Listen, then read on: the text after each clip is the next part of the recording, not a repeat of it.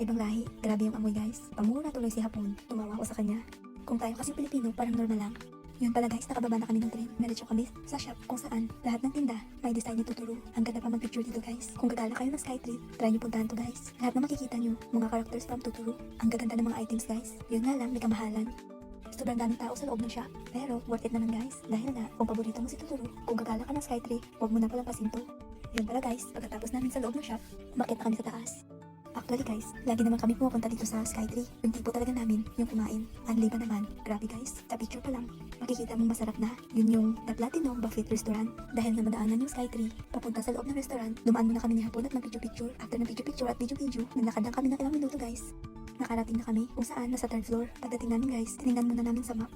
After namin tinignan sa map guys, umakyat na kami. Pagdating namin, ang daming tao, ang daming pila.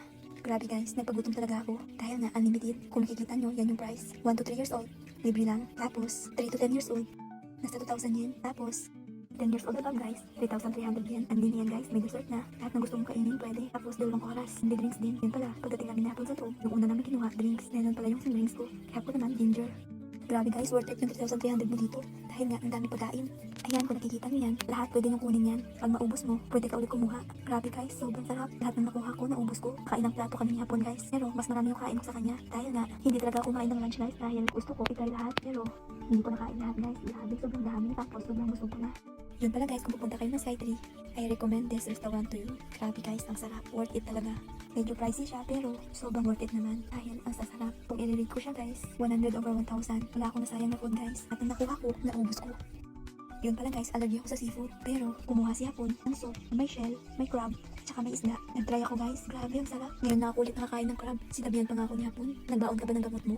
Sabi ko hindi, pero pagdating ng bahay, iinom ako agad. Yun pala guys, habang kumakain kami ni Hapon, sabi niya sa akin, dapat daw nagbaon ako ng gamot dahil anytime na maisipan kong kumain ng mga seafood, pwede akong kumain. Yun nga guys, hindi ko naisip magdala ng gamot. Pero thank you Lord, na-survive ko naman, nakauwi naman ako na namula lang, hindi nangati. Dahil konti lang naman kinain ko, nag-try lang naman ako.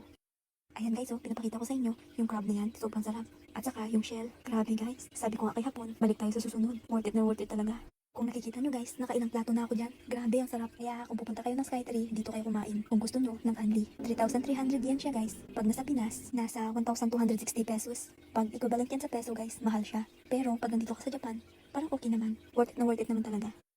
Yung mga dessert pala guys, ang sasarap din. Grabe. Lalo na yung ice cream. Iba't ibang flavor guys. May matcha, strawberry, vanilla, at saka chocolate. Yung mga cake din, iba't ibang flavor din. Grabe guys, halos lahat tinikman ko. Wala talagang masabi kundi ang sarap at sobrang worth it. Thank you talaga sa Hapon ko. Buo na naman ang araw ko. Yun lamang guys for today's video. Thank you for watching. See you in my next mini vlog. Bye!